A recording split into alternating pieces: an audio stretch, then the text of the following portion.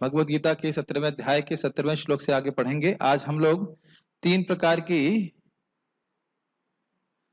तपस्याओं के बारे में कल हमने 3 प्रकार की तपस्या पढ़ी थी, मन से, वाणी से और शरीर से।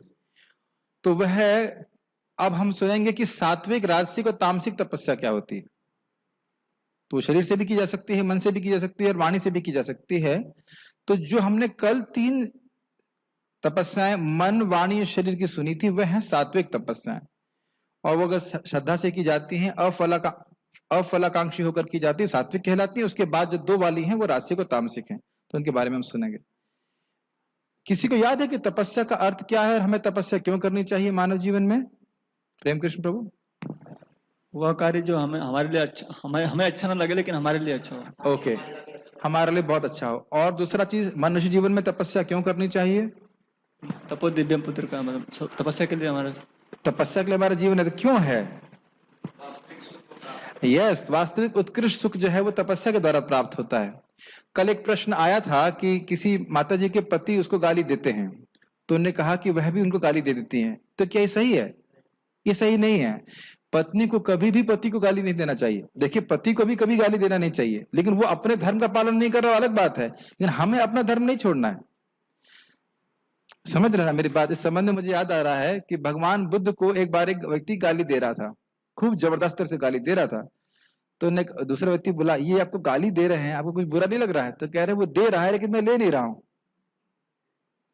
मुझे बहुत अच्छा उत्तर लगा। गाली देने से मान लो कि तुम गधे हो, तो दो बातें होती हैं। हम अगर गधे हैं तो गधा किसी ने हमको बोल दे तो क्या दिक्कत है, और अगर हम नहीं हैं तो बोल दिया तो क्या दिक्कत है? बताइए। अगर हम मूर्ख नहीं है, कोई हमको मूर्ख बोल रहा है तो कोई दिक्कत नहीं है, और हम अगर गधे मूर्ख हैं और मूर्ख बोल रहा है तो क्या दिक्कत है? और उसके बोल देने से हो जाता है। हाँ, लेकिन इससे मैं पॉजिटिव पॉइंट जो बता रहा हूँ, वो सीखता हूँ, ये है कि किसी को गाली देते हैं, जब तक वह सुनता नहीं है उसके हृदय में कोई प्रभाव नहीं बनता। और जब हृदय से सुन लेता है, कान से सुन लेता है, तो हृदय में प्रभाव जरूर आता है। उसी प्रकार से भगवान का नाम जब हम सुनते हैं तो हमारे हृदय में भाव उत्पन्न भगवान के लिए हो ही जाता है। तो ये बातें सोचने वाली हैं, थोड़ा विचार करने वाली। अपने धर्म को व्यक्ति को नहीं छोड़ना चाहिए, ठीक है? और इसी को महाप्रभु कहे हैं अमानी न मान देना। मतलब जो व्यक्ति आपको मान नहीं दे रहा है उसको भी सम्मान देना, तब हम नाम में रुचि उत्पन्न कर सकते हैं। तो मान लीजिए कोई हमसे खराब बर्ताव कर रहा है, तो भगवान उसके द्वारा हमें अभ्यास करा रहे हैं अमानी न मान देना होने का। ये बात समझ में आ रही है? नहीं समझ में आ रही? हमारा कोई अगर सम्मान नहीं कर रहा है तो व्यक्ति वो हमको, हमारा भगवान उसके द्वारा हमारा एग्जाम ले रहे हैं कि तुम कितने अमानी हुए हो अभी तक। इस बातें अभी सब इन श्लोकों में भी आने वाली। ये बात सत्य है कि जब कोई व्यक्ति संबंधी होता है, उस प्रकार से खराब बोलता है तो दुख लगता है, लेकिन फिर भी हमें सेवा करना चाहिए, हमें अपना धर्म करना चाहिए। मेन बात ये, ठीक है? अब हमारा धर्म कहाँ, ओके, नेट स्लो चल रहा था, पढ़ते हैं। हाँ, एक और बात बताना भूल गया था कि देखिए, तपस्या का अर्थ यह नहीं है कि व्यक्ति अपने सब तरफ आग जला करके बैठ जाए गर्मी में। यह अर्थ नहीं है। तपस्या का अर्थ है जो हमारे आश्रम या जो भी हमारे लिए विहित है धर्म, उसको करने में आने वाले कष्टों को सहना। मेरी बात समझ में आ रही है? जो शास्त्र किसी को धर्म बोलता है करने के लिए, चाहे स्त्री हो, चाहे ब्रह्मचारी हो, चाहे वानप्रस्थ हो, चाहे सन्यासी, किसी भी, उसको आने वाले कष्टों को सहन करना। जैसे प्रभुपाद कई बार धर्म देते हैं कि माता जी लोग गर्मी में भी खाना बनाते हैं, तो माता जी के लिए खाना बनाना ये एक उनका कर्तव्य है, धर्म है। पति के लिए, बच्चों के लिए तो चाहे गर्मी हो चाहे सर्दी, उसे बनाना होता है। पति उसी प्रकार से कर्तव्य है कि बच्चों का, पत्नी का ध्यान रखे, पालन करे, तो चाहे गर्मी हो सर्दी, वो नौकरी भी जाता है काम करने के लिए।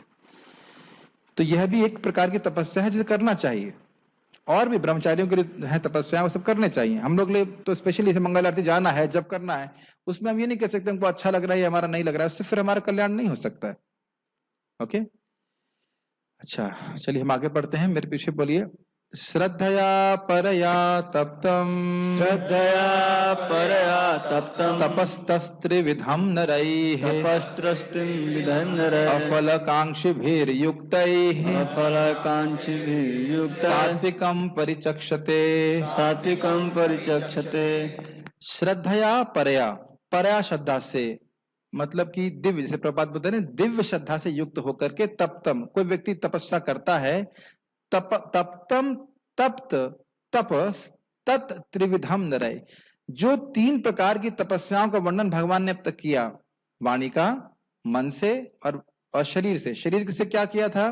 गुरु देव द्विज गुरु प्राज्ञ पूजनम शौचम आर्जवम ब्रह्मचर्यम अहिंसा च शारीरम तप उच्यते। देव द्विज गुरु और प्राज्ञ के पूजन करना, आदर करना, शौचम अंतर बाहर से साफ रहना, और क्या बताया था? ब्रह्मचर्य और अहिंसा, ये 5 चीजें बताई थी भगवान ने शरीर की तपस्या। वाणी की तपस्या क्या थी? अनुद्वेग कर्म वाक्यम सत्यम प्रिय हितम चयत स्वाध्याय व्यसनम चैव वांग्मयम तप उच्यते। दूसरों को उद्वेग देने वाले वचन नहीं कहना, अनुद्वेग कर्म वाक्यम सत्यम, सत्य बोलना, शास्त्र के अनुसार बोलना, प्रिय बोलना, हितकर बोलना, और शास्त्र का अभ्यास करना, ये वाणी की तपस्या थी। मनः प्रसाद सौम्यत्वम, आगे क्या श्लोक था? मनः प्रसाद सौम्यत्वम, भूल रहा हूं श्लोक।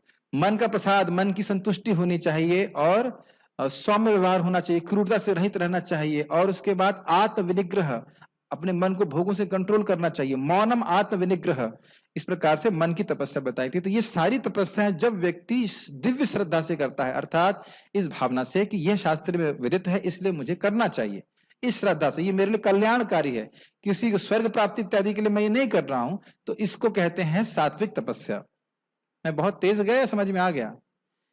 जो भगवान ने 14, 15, 16वां श्लोक 17वें अध्याय के, उसमें जो शरीर की, वाणी की और तपस्या और मन की तपस्या को बताया है, वह जब व्यक्ति इस श्रद्धा से करता है कि यह मुझे करना चाहिए, इसके बदले में मुझे स्वर्ग इत्यादि नहीं चाहिए, तब और क्या कह रहे थे? हाँ, ये हो गया, और श्रद्धा से बड़े कि ये मेरे लिए, श्रद्धा का मतलब विश्वास के संग ये मेरा कल्याण के लिए है, तो कह रहे हैं अफल आकांक्षी भी युक्त है। अगर वह किसी फल की इच्छा नहीं करता, मैं स्वर्ग पहुंचूं, इस जगत में मुझे मान सम्मान मिले, इस सब की बात को नहीं करता है, तब वह, उसकी जो तपस्या है वह सात्विक कहलाती। सात्विकम परिचक्षते। समझ में आ रहा है? क्या 2 गुण देख रहे हैं? एक दिव्य श्रद्धा, और दूसरा भोग की इच्छा नहीं, उसके बदले में उसे कुछ भौतिक वस्तु नहीं चाहिए। यह 2 गुण अगर होता है तो वह सात्विक तपस्या कहलाती है, व्यक्ति को यह उच्चतर दिव्य चेतना प्रदान करती है। ठीक है, ओके। भौतिक लाभ की इच्छा न करने वाले तथा केवल परमेश्वर में प्रवृत्त मनुष्यों द्वारा दिव्य श्रद्धा से संपन्न यह 3 प्रकार की तपस्याएं सात्विक तपस्या कहलाती हैं। यह 3 प्रकार मतलब वाणी से, मन से और शरीर से। यहां रजगुण, तमगुण, सतोगुण नहीं बोल रहे हैं, यहां बोल रहे हैं वाणी से, मन से, शरीर से, 3 प्रकार की तपस्या। ठीक। गीता भूषण टीका, 3 गुणों के अनुसार तपस्याओं का वर्णन अब भगवान 3 श्लोकों में करेंगे। 3 श्लोकों में करेंगे मतलब इसके आगे वालों में। शरीर, वाणी और मन की तपस्या जिसे मनुष्यों के द्वारा फल की इच्छा से रहित होकर युक्त है, अर्थात एकाग्रचित होकर पूर्ण श्रद्धा से की जाती है, तो ऐसी तपस्या सतोगुण में कही जाती है।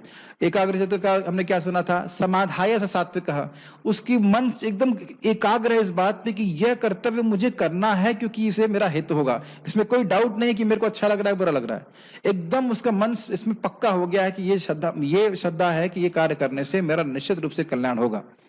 भगवान की भक्ति कर रहा हूं, ये तपस्या कर रहा हूं, पूजा कर रहा हूं, वाणी और मन का संयमन कर रहा हूं, तो निश्चित रूप से मेरा कल्याण होगा। ये श्रद्धा है, ये श्रद्धा कहते हैं।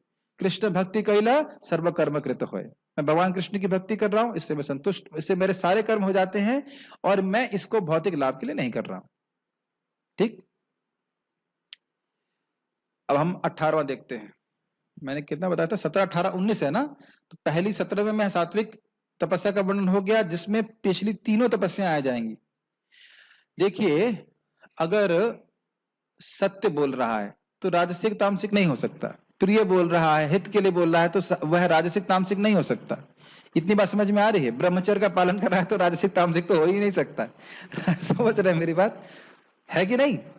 तो वो ये बात समझ लेना चाहिए कि वह तीनों तपस्याएं, शरीर की, मन की और वाणी की तपस्याएं, वो सात्विक हैं, और इनको व्यक्ति कर रहा है फल आकांक्षा से रहित होकर के, तो सात्विक है। क्लियर हो गया?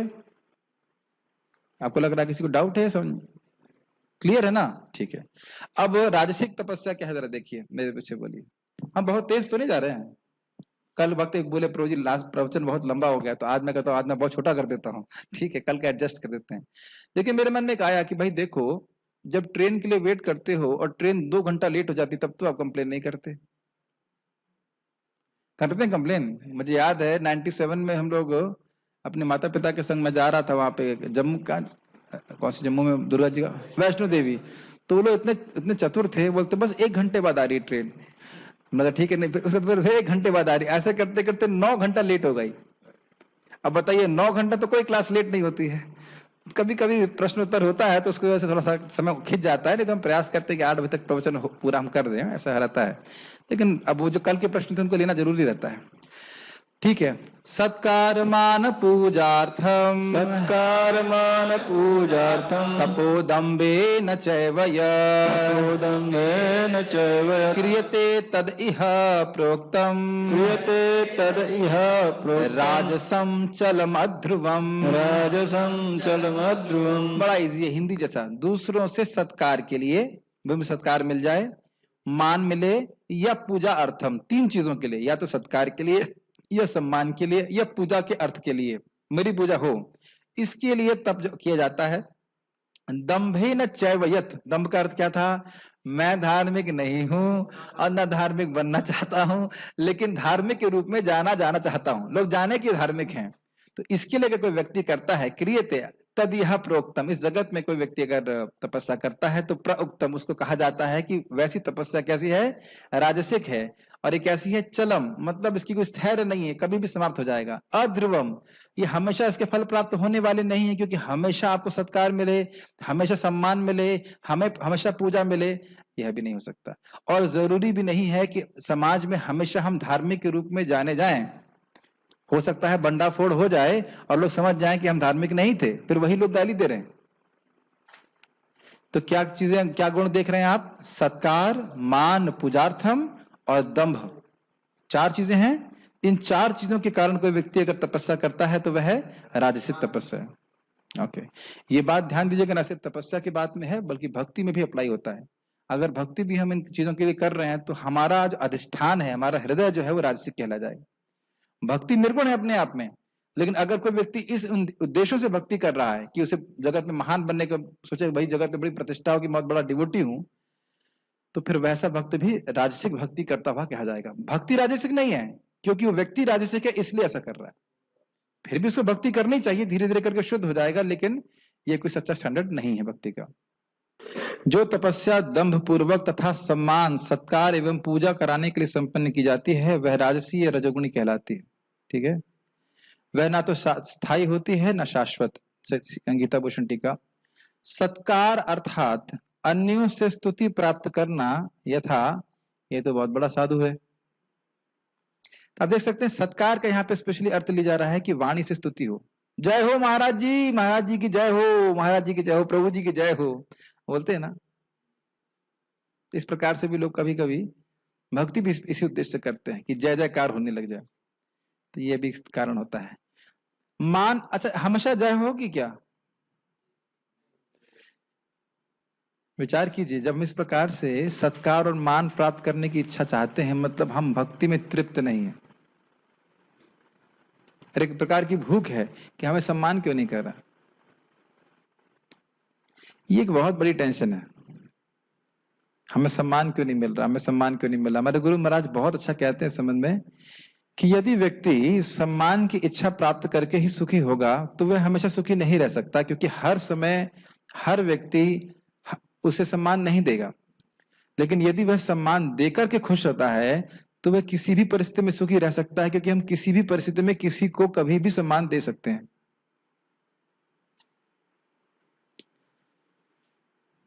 तो सम्मान पाने की इच्छा ये कोई बहुत अच्छी इच्छा नहीं, अगर है तो धीरे धीरे उसको निकाल देना चाहिए हृदय से। मान अर्थात शरीर से सम्मान प्राप्त करना, यथा जब कोई व्यक्ति आए तो अन्य व्यक्ति खड़े हो जाए। ये तो मैं देखता हूं कि हमारे सिक्योरिटी, जैसे मंदिर से मैं बाहर निकलता हूं, मैं चाहे गाड़ी पे हूं चाहे पैदल हूं, तो खड़े हो जाते हैं। मुझे पता है इसलिए नहीं खड़े हो रहा कि मैं कोई बहुत महान व्यक्ति हूं, क्योंकि भी इनको पता है कि टेंपल मैनेजर है। आप समझ रहे ना मेरी बात? या कोई मेरे ऑफिस में आता है, प्रणाम करता है, हरे कृष्ण प्रभु जी, एकदम से धम से प्रणाम कर दिया, मतलब समझ रहे ना, उसे कुछ नौकरी चाहिए, उसको सम्मान जो है, सम्मान के पीछे कुछ उद्देश्य है उसका। भगवान की भक्ति करने से अपने आप ये सम्मान प्राप्त करने की इच्छा समाप्त होने लगती है। ये बहुत बहुत बड़ा वजन है हमारे हृदय में, जिसमें हम अपने आप को बहुत सम्माननीय मानते हैं, जबकि हम लोग कुछ भी नहीं है। सेवा की दृष्टि से देखिए, साधना की दृष्टि से देखिए, कैसे भी आचरण की दृष्टि से देखिए, कुछ भी नहीं है। थोड़ा महाराज कहते हैं, परम पूज्य राधा गोविंद महाराज की, थोड़ा बहुत प्रचार हो जाता है कि भक्त हैं तो लोग उसका सम्मान करने लगते हैं, भक्त हुए नहीं है अभी। तो ये सब स्थिति है। जैसे परम पूज्य वृंदावन चंद्र महाराज बता रहे थे, अरे अभी तो ढोंग ही कर रहे हैं ना भक्ति का, भक्ति कहाँ शुरू हुई है। अभी तो ढोंग ही कर रहे हैं, उतने में भी लोग कभी माला पहना देते हैं, कभी कुछ कर देते हैं, कभी क्या क्या। खैर जो भी है, लेकिन व्यक्ति को यह समझना चाहिए कि मुझे जितना हमें सम्मान की अपेक्षा होगी, उतना ही व्यक्ति मुझे दुख दे सकता है। यस।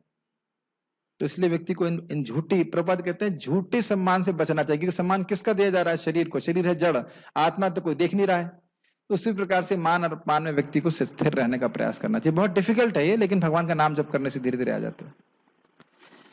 ठीक है। पूजा अर्थात चरण प्रक्षालन या धन दान आदि के द्वारा पूजा प्राप्त करना। कभी आप लोगों के किसी ने चरण धोए हैं क्या? ठीक है, तो अच्छी बात है। धोने के लिए आपको आग्रह भी नहीं होना चाहिए। इन उद्देश्यों से और धर्म के कारण, मुझे याद है हम लोग बिहार में गए थे एक जगह, हम लोग को चीफ गेस्ट बनाया गया था, मतलब एक और डिवोटी भी थे। तो जैसे घुसे वहां पे, कोचिंग सेंटर था उसमें, तो आए वो चरण वरण धुलने लगे। हमने कहा चरण वरण मत धुलवाइए, हमें कोई धुलने भी नहीं दिया, और हम लोगों को बोलने का मौका नहीं दिया। गुरु ब्रह्मा, गुरु दे साक्षात विष्णु महेश, सारा बोल दिया, लेकिन मुझको बोलने का मौका ही नहीं दिया। अरे गुरु जी ये, और खूब गाने, क्या कहते हैं, गाया ना गाया जा रहे हैं, गुरु की महिमा गा रहे हैं, गुरु जी को कुछ बोलना ही नहीं दिया। बोलने के लिए मुश्किल से 5 से 10 मिनट लगे। मैं इतना दिमाग खराब हो गया, मैं वहां से उतर के नीचे आ गया। मैंने कहा प्रभु जी मैनेज करेंगे। मैंने कहा जिंदगी में ये पहला प्रोग्राम है, आखिरी प्रोग्राम है, अब दोबारा कहीं चीफ गेस्ट नहीं बनूंगा मैं। बहुत बहुत परेशानी हुई थी मेरे को। तो ये भक्तों कभी इस इल्यूजन में नहीं रहना चाहिए। दुनिया हमको बाहर से अंदर देखती है, लेकिन कृष्ण हमको अंदर से बाहर देखते हैं। Does it make sense? और तो हमारे दुर्गुण को नहीं देखते हैं, लेकिन जानते हैं, और हमको भी पता रहना चाहिए कि हम लोग की भक्ति की स्थिति क्या है। तो इसलिए कभी सोचना नहीं चाहिए कि सामने वाला कुछ भी बोले। एक बार मैंने रिक्शे वाले को हरे कृष्ण मंत्र दिया, तो कहता आप तो भगवान ही हो गए। हमने कहा नहीं, भगवान नहीं है, केवल मैं भगवान का एक तो सेवकों का सेवक हूं, आपको बस हरे कृष्ण मंत्र बता रहा हूं। यही एक भक्त का, वैष्णव का भावना होना चाहिए। कभी भी श्रील भक्ति सिंह ठाकुर जी का स्टेटमेंट था, कभी भी अगर कोई गुरु सोचता है कि वो गुरु है, तो वो गुरु बन जाता है, मतलब गाय बन जाता है। गुरु भी यही सोचते हैं कि मैं कृष्ण का सेवक हूं, मैं इस जीव की सेवा कर रहा हूं, कृष्ण की सेवा कर रहा हूं, इन्हें कृष्ण के बारे में बता करके। यह कभी नहीं सोचता कि मैं इनके जीवन को कंट्रोल करने वाला बन गया हूं। मेरी बात समझ रहे हैं? सब बातें बहुत ध्यान देने वाली बातें होती हैं। एक हमारे गॉड ब्रदर ने हमारे गुरु महाराज से कहा, महाराज I want to be your servant. And महाराज से, I want to be your servant, I am your servant. इस प्रकार से महाराज बोले। तो जितना हमारी भावना होगी, प्लीज इस बात को थोड़ा ठहर के समझिए, जितना मेरी भावना होगी कि मैं सामने वाले व्यक्ति का सेवक हूं, कैसे मैं उनकी सेवा कर सकता हूं कि वह कृष्ण के और नजदीक आए, आप बहुत प्रसन्न रहेंगे। मैं इसको फिर से रिपीट कर रहा हूं। कई बार हमें कोई बोलता है कि हमारी पत्नी हमसे झगड़ती है, हमारे पति झगड़ते हैं, ये है, या और कहीं किसी संबंध में प्रॉब्लम आ रही है। किसी भी संबंध में प्रॉब्लम आने का एक मूलभूत कारण ये है कि हम अपने आप को सेवक समझना छोड़ दिए, हम अपने आप को कंट्रोलर मानते हैं। इस सब रजोगुण की वजह से। ये प्लीज ध्यान रखिएगा, मैं फिर से रिपीट कर रहा हूं, ये बात दिमाग में घुसा लीजिए। किसी भी संबंध में, चाहे शादी में आपकी पत्नी हो, बच्चे हो, हम किसी भी, माता हो, पिता हो, दोस्त हो, मित्र हो, हम लोग आत्मा के रूप में मूलतः सेवक हैं, सेवक ही रहेंगे, चाहे सोचते रहें कंट्रोलर। हमेशा भावना रहनी चाहिए। और अगर ये भावना रहे कि मैं सेवक हूं, मैं उनकी हेल्प कर सकता हूं, मैं सेवा करूं, किस तरह से वो कृष्ण के और करीब आ सकें, तब हम सुखी रहेंगे। एज सून एज ऐसे हम सोचेंगे कि इस व्यक्ति का उपभोग मैं कर लूं, इसको मैं एंजॉय करूं, हमारा संबंध खराब होगा ही होगा ही होगा ही। हम उस व्यक्ति को दुख देंगे ही देंगे ही देंगे। ये बात ध्यान रखना होगा हमको। जो जितना हमारे अंदर भावना रहेगी कि हम सेवक हैं, हम सेवा कर सकें, हेल्प कर सकें, सेवा कर सकें, हम बड़े प्रसन्न रहेंगे, क्योंकि हमारी मूलभूत मूलगत स्थिति है, स्वरूपगत स्थिति है। Does it make sense? Okay. इन उद्देश्यों से और दम्भ के कारण की जाने वाली तपस्या राजसिक कहलाती है। दम्भ का अर्थ आप जानते ही हो, केवल धार्मिक धर्म के स्वांग रचना। यह चलम अर्थात कुछ समय तक ही रहती है, क्योंकि इसमें कर्तव्य बुद्धि नहीं है। अगर सत्कार नहीं मिलेगा, मान नहीं मिलेगा, पूजा नहीं मिलेगा तो तपस्या नहीं करेगा। और अध्रुवम अर्थात इसके सत्कार आदि फल अनिश्चित होते हैं, क्योंकि आवश्यक नहीं है कि ये प्राप्त होंगे ही। समझ में आया? कोई अगर तपस्या कर रहा है तो जरूरी तो नहीं है कि हर व्यक्ति इसको सत्कार करेगा ही। तो इस कारण से ऐसी राजसिक तपस्या को व्यक्ति को नहीं करना चाहिए। तात्पर्य, कभी कभी तपस्या इसलिए की जाती है कि लोग आकर्षित हों तथा उनसे सत्कार, सम्मान तथा पूजा मिल सके। रजोगुणी लोग अपने अधीनस्थों से पूजा करवाते हैं और उनसे चरण धुलवाकर धन चढ़वाते हैं। कभी कभी भक्ति ठाकुर जी बोलते हैं, आमी तो वैष्णव ए बुद्धि जन्मिया, अमानी ना होला आमी। मैं वैष्णव हूं, ऐसी मेरी बुद्धि हो जाती है और इस कारण से मैं अमानी नहीं होता। मैं लोगों से सम्मान प्राप्त करने की इच्छा रखता हूं, क्योंकि मैं सोचता हूं कि मैं तो वैष्णव हो गया हूं। ये हमारी बुद्धि का दोष है जो श्रील भक्ति विनोद ठाकुर जी बता रहे हैं। बहुत सुंदर भजन है, मुझे पूरा भजन याद नहीं, लेकिन ये लाइन जरूर याद है, सुने होंगे आप। आमी तो वैष्णव ए बुद्धि होइला, आमानी ना होइला आमी। अरे पहले ये देखना चाहिए कि नाम में कितनी रुचि आई है, मति भगवान में कितना जा रही है, उससे पहले सोचो कि तुम वैष्णव हुए कि नहीं हुए। कोई गाली दे देता है तो क्या सोचते हैं, क्या लगता है? महाराज जी बता रहे थे कि कोई सन्यासी पे कोई थूक दे और उसके मन में भी शोभ ना हो, तब उसने माया को जीत लिया। ऐसे सहन कर लिया अलग बात है, सुने होंगे आप महाराज जी से। कितना बड़ा टेस्ट है। जैसे मैं एक बार जा रहा था आगरा प्रीचिंग करने के लिए, तो एक व्यक्ति बस से क्रॉस किया और हमारी टवेरा पे उसने कुछ थूक दिया, बलगम मलगम जो भी निकाला उसने, पवित्र पदार्थ, और वह हमारे गाड़ी के शीशे के ऊपर गिरा। मैंने कुछ भी रिएक्ट नहीं किया, मैं अपना जब कर रहा था। तो हमारा ड्राइवर गाली दिया, कुछ उसने बोला कि हरे कृष्णा हरे कृष्णा। नहीं, जैसे ड्राइवर बोलते हुए बोला, तो हमने कहा भाई कोई बात नहीं, वाइपर चला लो, साफ हो जाएगा, उसमें क्या है। समझ रहे ना मेरी बात? अब यही बलगम अगर मुंह पे पड़ा होता तब,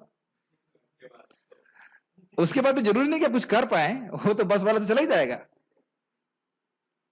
है ना। जैसे मैंने देखा एक बहुत सीनियर प्रभुपाद जी के शिष्य थे और वो इंग्लिश में भागवतम क्लास कर रहे थे, ऊपर से कबूतर ने सबके सामने उनके ऊपर बीट कर दिया था क्लास देते समय, भूरीजन प्रभु। और उन्हें कुछ भी गुस्सा नहीं, बोले I must say that I deserved it, और फिर क्लास कंटिन्यू किया, पूछा उसको, करते रहे। That's what we see from a Vaishnav's behaviour. कितने सीनियर डिवोटी हैं प्रभुपाद जी, कितने सुंदर प्रवचन करता है, शास्त्रज्ञ हैं, बहुत अच्छे डिवोटी हैं, और पब्लिक में इस प्रकार से हुआ, कोई क्रोध नहीं करता। और काफी मोटा उसने किया था, कहीं कंधे पे किया था, कुछ ऐसा किया था। ये बात मुझे आज भी याद है। तो इस प्रकार से हम देखते हैं कि भक्त लोगों को सम्मान नहीं भी होता है तो भक्त लोग सहन कर लेते हैं। तो इस प्रकार से लोग जो करते हैं वो जरूरी नहीं कि इनको सत्कार प्राप्त हो ही। कहां गए हम लोग? रजोगुणी लोग अपने अधीन, हाँ ये पढ़ लिया था, हाँ पढ़ना है। रजोगुणी लोग अपने अधीनस्थों से पूजा करवाते हैं और उनसे चरण धुलवाकर धन चढ़वाते हैं। तपस्या, जबकि उनके उसके बदले में कोई दिव्य ज्ञान नहीं दे सकते, है ही नहीं उनके पास ज्ञान, देंगे कहां से? तपस्या करने के बहाने ऐसे कृत्रिम आयोजन राजसी माने जाते हैं। मुझे याद है परम पूज्य राधा गोविंद महाराज जी प्रवचन कर रहे थे कृष्ण हॉल में, इट वॉज वेरी स्ट्राइकिंग। एक चीज तो मैंने सुनी है और एक चीज मैंने देखी है। तो लोग महाराज जी के चरण स्पर्श करने का प्रयास करते हैं, तो भक्त ने अनाउंस किया कि देखिए महाराज जी के चरण स्पर्श ना करें, आप दूर से प्रणाम करें। फिर महाराज माइक लेके तो नहीं, प्रणाम करने की जरूरत भी नहीं है, ये महाराज की नम्रता। और ऐसे महाराज जी का मैंने सुना, ऐसा शायद वहां पे हरिद्वार में कथा कर रहे थे, तो उनके एक डिसाइपल महाराज से गुणगान करने लगे, तो महाराज इतना क्रोधित हुए, कहने लगे कि जूता ही मारना है तो पब्लिक में क्यों मार रहे हो, जबकि वो गुणगान कर रहे हैं। ऐसे ही उद्धव जी जब वृंदावन आते हैं और गोपियों का गुणगान करने लगते हैं कि कृष्ण कितना प्रेम है आपके प्रति, तो वो उनको बिल्कुल अच्छा नहीं लगता। तो एक अद्भुत बात है कि वैष्णव को अपना गुणगान बिल्कुल अच्छा नहीं लगता, ये अद्भुत बात है। वो अपने अंदर कोई गुण देखते ही नहीं है, तब वैष्णवता आई, समझ लीजिए। या अगर कोई गुण देख भी रहा है तो ये समझे कि मेरे गुरु महाराज की कृपा से गुण मेरे हृदय में आ रहे हैं मुझ में नहीं। जैसे श्रीपाद रामानुजाचार्य जी के एक शिष्य थे, उनका नाम था गोविंद, अगर मैं गलत नहीं हूं तो। और उनकी लोग तारीफ करते थे कि आप ये बहुत अच्छा करते हैं, वो बहुत अच्छा करते, कहते हैं हाँ मैं बहुत अच्छा करता हूँ। तो लोगों को बड़ा आश्चर्य हुआ, ये कैसा व्यक्ति है। तो उसने बाद में उनसे पूछा गया, ये ऐसा कैसे आप बर्ताव कर रहे हैं, कोई आपका गुणगान करता है तो आप कैसे स्वीकार कर लेते हैं कि आप बहुत अच्छे हैं, आप बहुत अच्छे हैं? कहते हैं क्योंकि मैं जानता हूं ये मेरा गुणगान नहीं है, मेरे गुरु महाराज का गुणगान है। अच्छा, अब एक बात इंटरेस्टिंग है कि आप ये कह रहे हो कि अपने अधीनस्थों से पूजा करवाते हैं। अब एक मैं कॉन्ट्रोवर्शियल बात बोल रहा हूं, प्रभुपाद जी ने अपनी पूजा शुरू करवाई कि नहीं करवाई?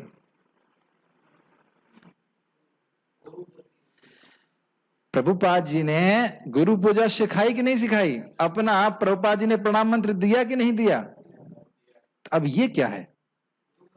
क्योंकि ध्यान देना चाहिए, एक वैष्णव, महान वैष्णव हमेशा अपने आप को अपने गुरु का सेवक ही मानते हैं, ध्यान दीजिएगा। लेकिन उनके शिष्य को यह एक मतलब उनके शिष्य जब तक गुरु को प्रणाम नहीं करेगा उसकी प्रगति कैसे होगी? तो वह जो भी सेवा स्वीकार करते हैं श्रील प्रभुपाद, वह अपने गुरु को ट्रांसफर कर देते हैं। जैसे एक भक्त थे, नाम शायद आत्म तत्व प्रभु थे, तो वह प्रभुपाद जी को देखे तो वो बोले कि सब लोग गुरु पूजा गा रहे हैं और प्रभुपाद जी भी गुरु पूजा गा रहे हैं, ये क्या मतलब हुआ? गुरु जी सामने बैठे हैं, गुरु जी की पूजा हो रही है तो गुरु जी स्वीकार कर रहे हैं, तो गुरु जी खुद किसके लिए गा रहे हैं? तो उन्होंने बोला नहीं, अपने गुरु महाराज को दे रहे हैं। तो जो भी वैष्णव हैं अगर कभी सम्मान लेते भी हैं तो उसको पास कर देते हैं पूर्ववर्ती आचार्यों को और फिर उसके द्वारा वो कृष्ण के पास जाता है। समझ रहे हैं मेरी बात? तो इसलिए बहुत ध्यान देना चाहिए कि हम प्रभुपाद जी को प्रणाम कर रहे हैं, प्रभुपाद जी प्रणाम स्वीकार कर रहे हैं तो राजसिक बिल्कुल भी नहीं है। क्योंकि हमने पहले क्या सीखा था, देव द्विज गुरु प्राज्ञा पूजनम शौचमार्जनम, तो यानी भगवान की आज्ञा है इसलिए स्वीकार करते हैं। यहां तक कि भगवान भी, नारद जी आते हैं, भगवान उनके चरण धुल रहे हैं, नारद जी स्वीकार कर रहे हैं। क्यों? क्योंकि भगवान उस समय क्षत्रिय का रोल कर रहे हैं द्वारका में। सुदामा आते हैं, भगवान को चरण धुलते हैं। उसके बाद वो जो ब्राह्मण रुक्मिणी का संदेश लेके आते हैं, उनके भगवान चरण धुलते हैं, वह भी स्वीकार कर लेता है। भगवान आपके चरण धुल रहे हैं, बताइए आप स्वीकार कर सकते हो? लेकिन वहां समझना चाहिए कि उद्देश्य था कि भगवान एक मर्यादा स्थापित कर रहे थे, इसलिए ऐसा नहीं किया, वो लीला के लिए कर रहे थे। लेकिन यहाँ पे क्या है, कोई योग्यता नहीं है लेकिन धन चढ़वा रहे हैं, अपना उच्चिष्ट दे रहे हैं, उससे कोई फायदा नहीं होता लोगों को। ठीक है, तपस्या करने के बहाने ऐसे कृत्रिम आयोजन राजसिक माने जाते हैं। इनके फल क्षणिक होते हैं, वे कुछ समय तक रहते हैं, वे कभी स्थायी नहीं होते। ठीक है, आगे बढ़ते हैं। लास्ट श्लोक है, मूढ़ ग्राहेणात्मनो ग्राहीणात्मनो मूढ़ ग्राहेणात्मनो न मूढ़ ग्राहेणात्मनो मूढग्राहीणात्मनो यत्पीडया क्रियते तपः पीडया क्रियते तपः परस्योत्सादनार्थं वा परस्यो साधनार्थं वा तत्तामसम् उदाहृतम्। दत्तासमुदाहृतम्।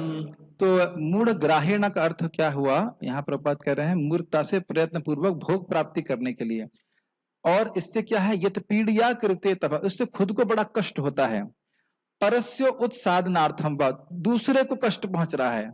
तत्तामसम उदाहृतम, खुद को कष्ट हो रहा है और दूसरे को कष्ट हो रहा है, ऐसी तपस्या को तामसिक तपस्या कहते हैं। जैसे मैंने आपको बताया कि कुछ लोग अपने गाल में वो सरिया फोड़ लेते हैं, फाड़ लेते हैं, इधर से सरिया रहेगी उधर से सरिया निकल जाएगी, उससे क्या लाभ होता है?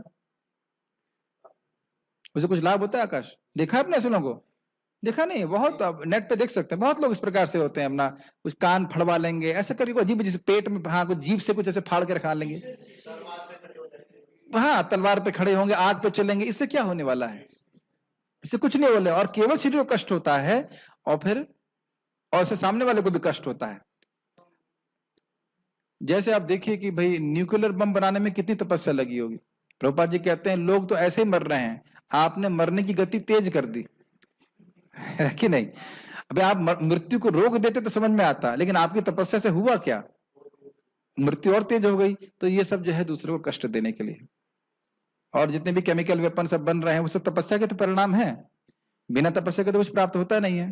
तो इससे सब जो है दूसरों को कष्ट देने के लिए है। आगे पढ़ते हैं। मूर्तावश या फिर जैसे आप देखेंगे भी हिरण्यकश्यप जब तपस्या कर रहा था तो इतना धुआं निकल रहा था कि सारे लोग तपने लगे, तो यह भी तपस्या दूसरों को कष्ट देने के लिए है। मूर्तावश आत्म उत्पीड़न के लिए या अन्य को विनष्ट करने या हानि पहुंचाने के लिए जो तपस्या की जाती है वह तामसिक कहलाती है। स्पष्ट है? या तो खुद को कष्ट होगा या दूसरों को कष्ट होगा। जैसे Vrikasur, Vrikasur is perfect example, मांस काट काट करके शिव जी को दे रहा है, तो क्या अच्छा लग रहा है? और फिर बाद में क्या सोचा, जिसके सर पे हाथ रखूं वो मर जाए। दूसरों को कष्ट देने के लिए और खुद को कष्ट प्राप्त करने के लिए तपस्या की जाती है, वो तामसिक होती है। गीता भूषण टीका। मूढ़ ग्राहीण अर्थात विवेकहीनता के कारण जो तपस्या केवल भौतिक भोग प्राप्त करने के दुराग्रह से की जाती है। ये समझ में आया? दुराग्रह मतलब बुरा आग्रह, बुरी जिद, चाहिए चाहिए चाहिए, उसके बदले में व्यक्ति खुद भी कष्ट भोगे और इसकी वजह से दूसरों को भी कष्ट दे। ऐसी तपस्या जिससे शरीर और इंद्रियों को कष्ट पहुंचता है, आत्मनः यत पीड़या, या अन्यों का विनाश करने के लिए जो तपस्या की जाती है, परस्य उत्साधन अर्थम, तो ऐसी तपस्या तामसिक कहलाती है। समझ में आ गया? या तो खुद को कष्ट होगा या दूसरे को कष्ट होगा। ये बात आप ध्यान रखेंगे कि तमोगुण में जो अधर्म होता है उसी को व्यक्ति धर्म मानता है। ये मुख्य गुण है तपस्या तमोगुण का। जो धर्म नहीं है उसको ही धर्म मानना, ये तमोगुण का लक्षण है। तो यहाँ पे इसलिए बोल रहे हैं तामसिक है, खुद को भी कष्ट हो रहा है, कोई फायदा नहीं हो रहा, उससे कोई आध्यात्मिक प्रगति नहीं हो रही, और सामने वाले को भी कष्ट हो रहा है। जबकि विपरीत हम क्या देख रहे थे, अनुद्वेग कर्म वाक्य, वाणी से भी अपराध नहीं करना, अहिंसा, याद आ रहा है ना? और उसके बाद मन का क्या था, सौम्यत्वम, अक्रूरता, यानी मन से, वाणी से, शरीर से किसी को भी कष्ट न देना, ये सात्विक तपस्या थी। और इसके विपरीत, बिल्कुल विपरीत क्या देख रहे हैं, अपने को भी कष्ट दे रहे हैं और दूसरों को भी कष्ट दे रहे हैं। और आप देखेंगे सात्विक तपस्या में कोई खास कष्ट नहीं था। आपने नोटिस किया भाई, देवता को, गुरु को इत्यादि लोगों को पूजन करने में कोई कष्ट है? शरीर में कोई कष्ट नहीं। ब्रह्मचर्य पालन करने में कोई कष्ट है? अहिंसा करने में कोई कष्ट है? कोई कष्ट नहीं है। और जो वाणी की तपस्या किया तो उसमें बोला था, तो कोई तपस्या है, कोई कष्ट, ऐसी कठिनाई नहीं है कि आपको अपना मांस काटना पड़े। समझ रहे ना मेरी बात? ये बात बोले, और इससे हमारा हृदय शुद्ध होता है। तात्पर्य, इस संबंध में एक छोटा बात और कहना चाहता हूं। प्रभुपाद जी कहते हैं कि देयर इज एनफ तपस्या, do not create your own. 16 माला का जप नियमित रूप से रोज, मंगल आरती रोज, भागवतम रोज, रोज भगवत गीता क्लास, ये बहुत बड़ी तपस्या है। और मैं प्राय देखता हूं कि इसी में लोग फॉल्ट मार जाते हैं। एक दिन 2 दिन कोई बहुत बड़ी तपस्या करना बड़ा आसान है, लेकिन रोज 16 माला करना कमिटमेंट के संग, ये बहुत मुश्किल है। क्यों धीरज प्रभु, क्या लगता है आपको? नहीं है 16 माला रोज करने में कोई दिक्कत नहीं है? अच्छा, गुड बॉय। माता जी 16 माला रोज करने में कोई दिक्कत है? नहीं है, तो फिर करती क्यों नहीं है? देखिए, ये देखिए उत्तर, उत्तर देखिए, मैंने बोल रहा हूं ना, आप किसी को बोलेंगे ना 64 माला रोज कर लो, हो सकता है एक दिन कर ले, एक दिन कर लेगा, 2 दिन कर लेगा, लेकिन उसको कहो रोज करेगा तो कठिन होगा। किसी कार्य को भी आप रोज करेंगे वो मन के लिए बहुत अजीब सा होता है। आप ताइक्वांडो सीखने जाएंगे तो भी नहीं, आप जिम जाओगे तो भी रोज मन एक दिन कहेगा छोड़ो आज नहीं करते, योगा करने जाओगे अगर आज नहीं छोड़ते। मन को कोई भी रेगुलेशन पसंद नहीं है, और रेगुलेशन, नियमितता ही सत्वगुण का लक्षण है। समझ रहे हैं? रोज वही कार्य करना, रोज उठना टाइम से, रोज खाना टाइम से, रोज मंगल आरती जाना, और ये भक्तों के संग में बड़ी आसानी से हो जाता है। तब हम भक्ति में सुखी हो सकते हैं। तात्पर्य मतलब नया कुछ करने की जरूरत नहीं है, वही चीज करते रहिए रोज। मूर्तापूर्ण तपस्या के ऐसे अनेक दृष्टांत हैं, जैसे कि हिरण्यकशिपु जैसे असुरों ने अमर बनने तथा देवताओं का वध करने के लिए कठिन तप किए। उसने ब्रह्मा से ऐसी ही वस्तुएं मांगी थी, लेकिन अंत में वह भगवान द्वारा मारा गया। किसी असंभव वस्तु के लिए तपस्या करना निश्चय ही तामसी तपस्या है। देखिए, यहाँ शब्द आया था दुराग्रह। आप जान रहे हो कि कोई व्यक्ति अमर नहीं हो सकता है। ब्रह्मा जी के लिए से जब उसने तपस्या करी तो पता है क्या सोच रहा था, भाई आत्मा तो अमर है, उसे पता था आत्मा अमर है। तो कहता है कि अगर मैं तपस्या करते करते मर गया तो कोई बात नहीं, अगले जन्म में फिर तपस्या करूंगा जब तक मैं अमर नहीं हो जाऊंगा। तो मैं सोच रहा था इसके बाद इतनी बुद्धि नहीं है कि जब वो जान रहा है कि आत्मा अमर है तो किसको अमर बनाना चाहता है? सोचना चाहिए ना, मैं आत्मा के रूप में तो पहले ही अमर हूं और शरीर हमेशा नाशवान है, तो मैं असंभव चीज के लिए क्यों प्रयास करूं? नहीं समझा ये बात? मैं तो पहले से अमर हूं, मैं तो मर नहीं रहा। मुझे ऐसी जगह जाना चाहिए, ऐसी वस्तु के लिए प्रयास करना चाहिए जो नितांत संभव हो। हमको लगता है कि कृष्ण प्रेम प्राप्त नहीं हो पाएगा, कभी कभी भक्तों को निरुत्साह हो जाते हैं, लेकिन ऐसा नहीं है, बिल्कुल संभव है। क्या है, नित्य सिद्ध कृष्ण प्रेम साध को ना है, श्रवण आदि सिद्ध चित्त गौरी भयोदय। अरे कढ़ाई होती है, कढ़ाई के अंदर चमकता है कि नहीं बढ़िया से, आप थोड़ा रगड़ के सफाई करते जाइए, देखिए चमक जाएगी कढ़ाई, अपने आप चमकेगी। ऐसा तो नहीं कि अंदर चांदी अब लगाए हैं पहले से, वो पहले से ही है, भगवान के प्रति प्रेम पहले से ही है, और इस जगत में भी हमको प्रेम करना आता है, केवल कृष्ण की तरफ डायरेक्ट करना है। Does it make sense? तो ये बात है। महाराज बहुत अच्छा बोल रहे थे कि हम लोग भगवान के दास बनेंगे नहीं, हम हैं ही दास उनके, बस हमें स्वीकार करना है और कृष्ण की सेवा करना ही। प्रभुपाद जी बोलते हैं, मुक्ति हित्वा अन्यथा रूपण स्वरूपेण अवस्थिति। तो हमारी तपस्या यही है कि हम समझें कृष्ण के दास हैं और कृष्ण की सेवा करना शुरू करते हैं, बस। लेकिन इस प्रकार की तपस्या जैसे वो कर रहा था कि इतनी कठोर तपस्या करूंगा कि अमर हो जाऊंगा, ब्रह्मा जी से बड़ा तपस्या, बड़ा पद प्राप्त कर लूंगा, ये सब मूर्खता है।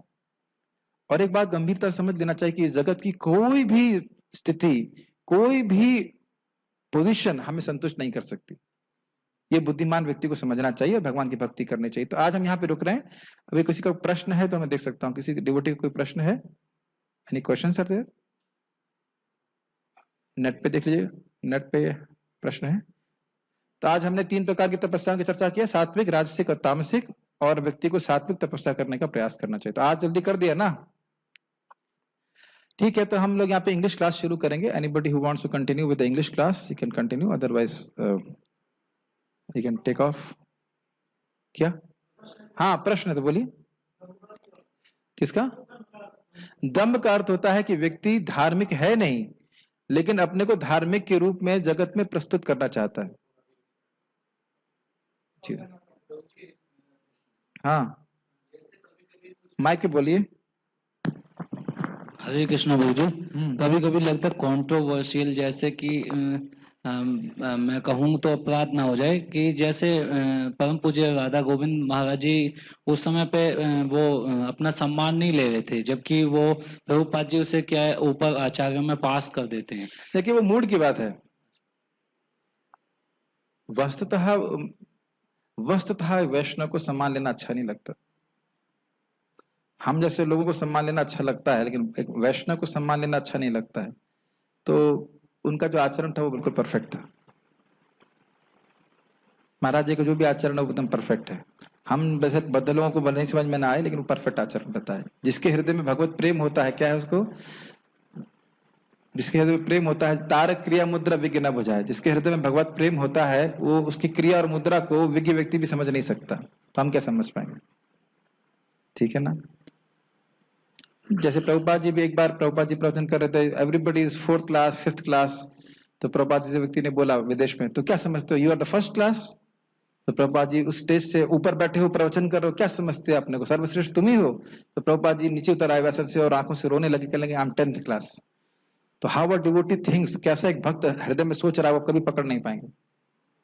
वो आंतरिक रूप से ही सोचते हैं कि मैं परंपरा का दास मात्र हूँ, मैं परंपरा का दास मात्र हूं, और वह जो भी सम्मान होता है वो कृष्ण को समर्पित कर देता है। लेकिन किसी विशेष परिस्थिति में सम्मान स्वीकार नहीं भी करना चाहते। वैसे महाराज के अन्य प्रवचनों को सुनेंगे तो वो भी बोलते हैं, भाई देखिए वक्ता का गुणगान मत कीजिएगा, कथा में जो अच्छा लगे वो बताइए। कथा के बाद अनुमोदन होता है तो महाराज बोलते हैं कि वक्ता का गुणगान मत कीजिएगा कि वक्ता ने ये कहा वो कहा, आप जो कथा में कुछ अच्छा लगा उसका अनुमोदन कीजिए। ये आप सुने होंगे कई बार महाराज ऐसा बोलते हैं। यस, हरे कृष्णा प्रभु जी। हाँ प्रभु जी, आपने कहा कि भक्त लोग जो होते हैं वो सम्मान की इच्छा नहीं करते हैं। यस, मतलब ऐसा वो क्या करते हैं कि वो सम्मान की इच्छा नहीं करते, ऐसा क्या करते हैं? भक्ति करते हैं। भक्ति के अलावा चैंटिंग और इसके अलावा भक्ति के अलावा चैंटिंग का मतलब क्या होता है? चैंटिंग ही तो भक्ति होती है, और भक्ति क्या होती है? नहीं, उनके अलावा क्या करते कोई? भक्ति तो करते हैं, वो तो धीरे धीरे डेवलप होते हैं। देखिए अभिधेय भक्ति ही है। जो कोई भी गुण आप सोचते हो, यस्यास्ति भक्तिर भगवती अकिंचना सर्वैर गुणैस तत्र समासिततरा और हरव भक्त कुतो महद गुणा मत मनोरथिना सति धावतो भई। तो जो भी आप सद्गुण सोच रहे हो, वो अगर व्यक्ति की निष्किंचना भक्ति है, साधन भक्ति कर रहा है, निर्गुण मतलब अन्याभिलाषता शून्य होकर के, तो सारे सद्गुण उसमें आ जाएंगे, भगवान के सारे गुण उसमें आ जाएंगे और भगवान उसके हृदय में निवास करने लग जाएंगे। तो ये भक्ति का गुण है। तो आप कहें कौन सा गुण चाहिए, ये गुण चाहिए वो गुण चाहिए, जितने भी गुण हैं भगवान की भक्ति करके हो जाएगा। क्या हुआ? वो नेट ही नहीं चल रहा है, क्या करेंगे? आज क्लास पहले ही करना, just nothing is working, what can I do. ठीक है, प्रभु जी हरे कृष्णा प्रभु जी। हाँ हाँ हाँ प्रभु जी। हाँ जैसे कि हाँ हाँ कोई अगर बताए हाँ हाँ सब वैष्णव है। हाँ माइक पे बोलिए। हाँ हाँ सीनियर है बताए हाँ वैष्णव है, और अगर उसने अगर है ना बताए हाँ हाँ माइक पे बोलिए। हाँ उसने अगर कि बताए हाँ हाँ सम्मान बताए हाँ हाँ हाँ हाँ हाँ हाँ कर दिया, अगर हाँ किसी बताए बताए हाँ हाँ वो उसका हाँ हाँ हाँ हाँ मान लीजिए कोई जूनियर सीनियर वैष्णव हो है गए। कि किसी जूनियर हाँ वैष्णव का सम्मान वो कर फिर दिया, वो तो फिर क्या से दिक्कत है? वो फिर आप से वापस वो प्रणाम कर दीजिए। वैष्णव मान लीजिए अपराध किसी सीनियर भक्त ने आपको प्रणाम कर दिया, तो वैष्णव आप अपराध नहीं, वैष्णव अपराध नहीं है। आप पता नहीं कोई प्रश्न क्या था। प्रश्न अगर ये है कि सीनियर भक्त ने किसी छोटे वैष्णव का प्रणाम कर दिया तो अपराध बनेगा। अपराध नहीं, आप स्वयं वापस दोबारा प्रणाम कर दीजिए, इसमें क्या दिक्कत है? आप कृष्णानंद प्रभु को देखिए, वो तो प्रणाम ही करते रहते हैं, हरे को प्रणाम करते रहते हैं। तो प्रणाम कर रहे हैं तो आप उनको प्रणाम कर दीजिए, क्या दिक्कत है कि नहीं? वो तो कोई कठिनाई नहीं है ना। आपको कोई प्रणाम कर रहा है, आप उसको वापस प्रणाम कर देंगे तो घट थोड़ा जाएगा आपका कुछ।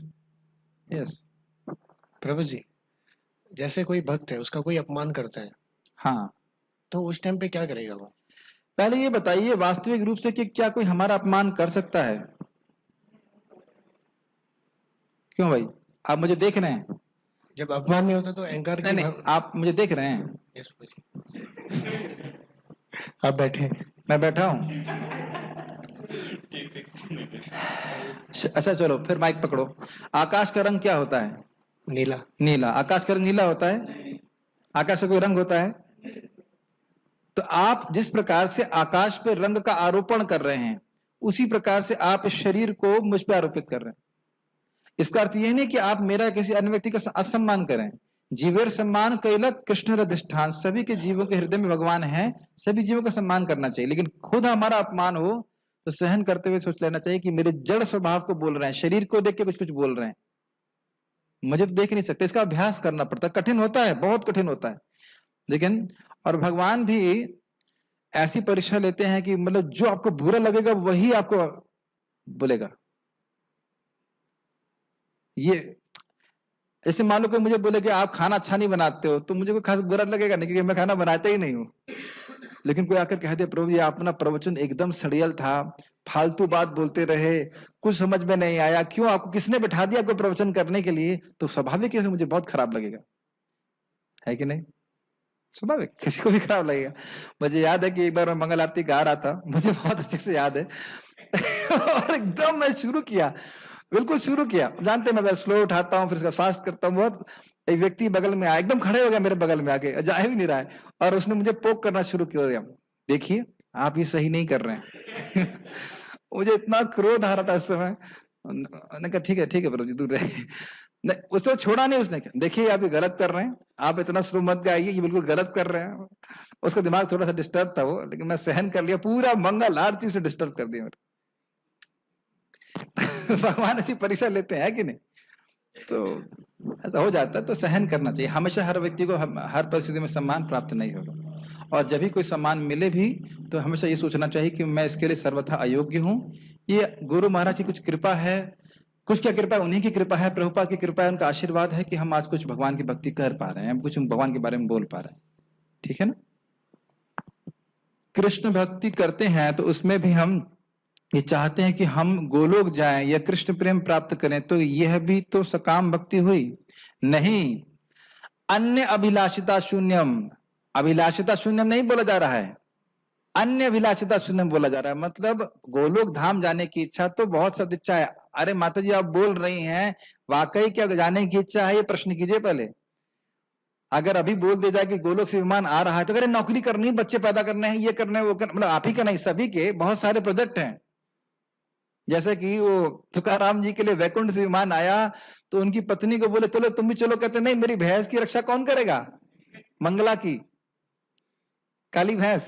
तो ये हमारी स्थिति है, बुरा मत मानिएगा, मैं आपको नहीं बोल रहा हूं, सभी की संग है कि अगर गोलोक का एकदम आ जाए विमान तो भी शायद हम ना बैठना चाहें, हमें लगेगा ये बहुत महत्वपूर्ण है, बच्चे कैसे कहोगे, ये होगा ऐसे करके स्टिंग्स आर अटैच्ड। तो गोलोक प्राप्ति की तो इच्छा होनी ही चाहिए, क्यों नहीं होनी चाहिए? और गोलोक में जाके खाली खाने पीने की बात नहीं है, कृष्ण के संग रहने की, कृष्ण की सेवा करने की इच्छा होनी चाहिए। इसकी इच्छा के बिना कैसे भजन करेंगे बताइए? इस इच्छा के बिना कैसे भजन करेंगे? यही तो सद इच्छा है। घर वापस जाने की इच्छा तो हर बच्चे को होनी चाहिए। तो ये कोई सकाम इच्छा नहीं है। अच्छा, ये प्रश्न बहुत अच्छा है। ने कहा कि हम प्रैक्टिकली समझ नहीं पाते कि हम आत्मा हैं कि शरीर। ये बहुत अच्छा प्रश्न है। इस प्रश्न का बहुत अच्छा उत्तर भक्ति बृहत भागवत महाराज ने दिया कि जब हम लोग आहार निद्रा भय मैथुन में लगे रहते हैं तो वह हम तब शरीर के रूप में कार्य कर रहे हैं, और जब हम लोग भगवान की भक्ति के रूप में लगे रहते हैं तो हम आत्मा की तरह कार्य कर रहे हैं। जैसे इस समय हम कैसे तरह कार्य कर रहे हैं? आत्मा की तरह। भले ही हम शरीर के माध्यम से कर रहे हैं लेकिन कार्य आत्मा का हो रहा है। Does it make sense? नाम जप कर रहे हैं, आत्मा के कार्य, यानी कि हम भगवान की अंतरंगा शक्ति के संपर्क में हैं और हमारा शरीर भी स्पिरिचुअलाइज उससे हो रहा है। तो इसलिए आत्मा हम भले ना समझ पाए कि हम क्या हैं, और स्वाभाविक से बात है कि भाव के स्तर से पहले आपको समझ में भी नहीं आएगा, लेकिन व्यक्ति को आत्मा की तरह कार्य करना चाहिए, यानी भगवान की भक्ति में लगना चाहिए। तो ये आत्मा की तरह कार्य करना हुआ। ठीक है, ये प्रैक्टिकल बात है। अमानी ना माने देना एप्लीकेबल करना बहुत मुश्किल है। कैसे करें? क्या हम भगवत प्राप्त करना चाहते हैं या नहीं, ये प्रश्न हमें उठाना पड़ेगा। क्या हम भगवत प्रेम प्राप्त करना चाहते हैं या नहीं, तो बिना इस जैसे दरवाजे में यही भगवत प्रेम प्राप्त करने का एक ही दरवाजा है, अमानी ना मान देना। स्वयं को मान के अपेक्षा न करना और दूसरों को सम्मान देना। हाँ, अब ये हो क्यों नहीं रहा है? तो हरि नाम जप करेंगे, हरे कृष्ण मन जप करेंगे तो धीरे धीरे करके जैसे जैसे हमारा हृदय शुद्ध हो जाएगा, स्वाभाविक रूप से जो आत्मा का गुण है, ये आत्मा का गुण है, स्वयं अमानी होना, दूसरों को मान देना, तो धीरे धीरे करके प्रकाशित होगा। हरे कृष्ण मंत्र बड़ा एकाग्रता से करना बहुत जरूरी है। इससे अपने आप ही नम्रता का गुण आ जाता है। जैसे जब हम ध्यान पूर्वक करने का प्रयास करेंगे तो क्या चीज महसूस होगी हमसे? पहली चीज क्या अनुभव होगा हमको, ये बता सकता है? जब आप ध्यान पूर्वक जप करने का प्रयास करोगे तो क्या चीज होगा आपको अनुभव? मन शांत होगा और मन भागेगा। पहली चीज हम ये समझेंगे कि हम अपनी शक्ति से अपने मन को केंद्रित नहीं कर सकते। पहली चीज समझ में आएगी। फिर क्या सोचेंगे? हमें कृपा की आवश्यकता है। फिर क्या सोचेंगे? कृपा कहां से मिलेगी, कृपा कहां छुपी है। फिर समझ में आ गया वैष्णवों के चरणों में छुपी है। वैष्णवों की हम सेवा करते हैं, भगवान उससे प्रसन्न होते हैं, फिर हमको नाम में रुचि मिलती है। Does it make sense? फिर हम प्रार्थना करते हैं कि हे श्रीमती राधा रानी आप प्रसन्न होइए, कृष्ण प्रसन्न होइए। कृष्ण कैसे प्रसन्न होंगे? वैष्णवों की सेवा से। Does it make sense? फिर हम अपराध नहीं करेंगे। एक बड़ा अद्भुत बात है कि अटेंटिव चैंटिंग का पहला रिजल्ट ये है कि हम नम्र हो जाएंगे, और दूसरी बात भगवान स्विच ऑन कर देंगे हृदय का। देखो कितनी गंदगी है तुम्हारे हृदय में, ये भी दिखाते हैं। और जो लोग ठीक से नहीं करते उनको बहुत समय लगता है, उनको लगता है हम तो अच्छे डिवोटी, कोई दिक्कत नहीं है। बट जो अच्छे से जब करने का प्रयास करेगा उसको हृदय में भगवान लाइट सबसे पहले ऑन करेंगे। देखो बेटा कितनी गंदगी, सफाई करो। समझ रहे ना मेरी बात? So naturally he will become humble. ये हरे कृष्ण मंत्र ही हमको नम्रता प्रदान करेगा। और कोई प्रश्न है? नेट पे तो होगा नहीं, नेट मैंने स्ट्रीमिंग ऑफ कर दिया था पहले से। भगवान को सीधे प्रणाम क्यों नहीं करते हैं? सीधे का मतलब? क्योंकि प्रोटोकॉल ऐसा शास्त्र का हमने सुना था ना, यह शास्त्र विधि में, शास्त्र की विधि के अनुसार व्यक्ति को करना चाहिए। तो भगवान को बाएं तरफ रख करके पूजा की जाती है, सॉरी प्रणाम किया जाता है। तो ये शास्त्र की विधि है, और क्या कारण है? और कोई कारण तो है नहीं इसका। और कोई प्रश्न? हो भी नहीं, वो सब नेट डाउन था तो स्ट्रीमिंग मैंने बंद कर दी थी। Okay, so we shall stop here. Srimad Bhagavad Gita की जय, श्रील प्रभुपाद की जय। Should we have English class करना मत प्रभु? What do you think? Have? Okay, we'll have 10-page readings of English Bhagavad Gita class and then we'll end.